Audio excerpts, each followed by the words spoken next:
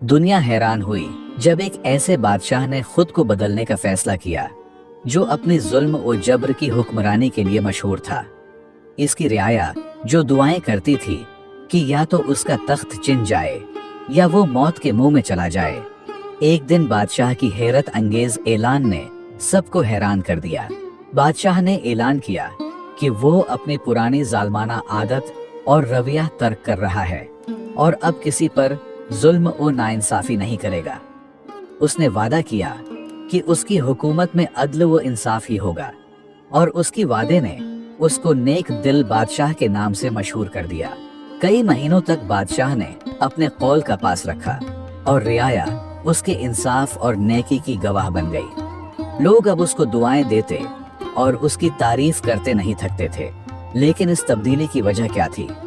ये सवाल सबके जहनों में गर्दिश करता रहा। आखिरकार एक दिन उसके एक वजीर ने हिम्मत करके बादशाह से पूछा कि वो कौन सा लम्हा था जिसने उसे इतनी बड़ी तब्दीली पर मजबूर कर दिया। बादशाह ने कुछ देर खामोश रहने के बाद एक गहरी सांस ली और कहानी बयान की। एक दिन मैं जंगल में अपने घोड़े पर सवार था और सरपट दौड़ रहा था। अचानक मैंने एक मंजर देखा जो मेरे दिल और दिमाग पर हमेशा के लिए नक्श हो गया। एक शिकारी कुत्ता एक लोमड़ी का ताक़ुब कर रहा था। लोमड़ी ने अपनी जान बचाने के लिए तेजी से अपने बल में पनाह ली, लेकिन कुत्ता उसकी टांग काट चुका था, जिससे वो हमेशा के लिए माजूर हो गई। बादशाह ने कहा, यह मंजर हैबतनाक था, लेकिन कहानी यहाँ खत्म नहीं हुई। थोड़ी देर बाद वही शिकारी कुत्ता एक आदमी पर भौंकने लगा। आदमी ने गुस्से में एक बड़ा पत्थर उठाया और उसे कुत्ते पर दे मारा, जिससे कुत्ते की टांग टूट गई। कुत्ता तकलीफ से चिल्लाता रहा, लेकिन ये सिलसिला जारी रहा। वो आदमी अभी ज्यादा दूर नहीं गया था कि एक घोड़े ने उसे लात मारी, जिससे उसका घुटना टूट गया और वो जिंदगी भर के लिए माजूर होकर जमीन पर गिर गया।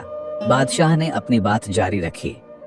फिर वही घोड़ा जो आदमी को जख्मी करने के बाद दौड़ रहा था, एक गड्ढे में जा गिरा और उसकी अपनी टांग टूट गई। इस मंजर ने मुझे झंझोड़ कर रख दिया। मैंने सोचा कि बुराई बुराई को जन्म देती है।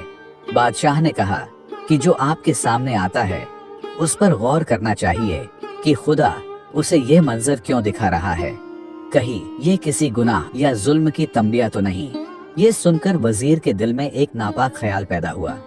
उसने सोचा कि अब बादशाह की नेक दिल्ली से फायदा उठाने और उसे माजूल करने का वक्त आ गया है। वो उन्हीं ख्यालों में गुम था कि जो ही उसने कदम बढ़ाया, वो सीढ़ियों से गिरा और उसकी गर्दन टूट गई। यूं उसकी अपनी बुराई उसके लिए मौत का सबब बन गई। ये कहानी हमें एक गहरा सबक देती है कि बुराई कभी बेजवाब नहीं रहती।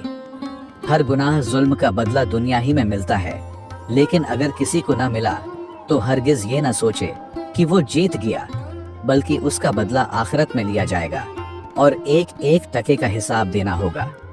लिहाजा बादशाह ने जुल्म को छोड़कर नेकी के रास्ते का इंतखाब किया और इसका इंजाम इज्जत और मोहब्बत था। हमें भी अपने आसपास के लोगों का ख्याल रखना चाहिए। जुल्म और बुराई इंसान की इज्जत छीन लेती है। मुझे उम्मीद है आपने इस कहानी से बहुत कुछ सीखा होगा और कोशिश करें ये आम कहानी न समझे, बल्कि ये हर इंसान के साथ होता है। बस गौर व फिक्र की जरूरत है। अगर आपको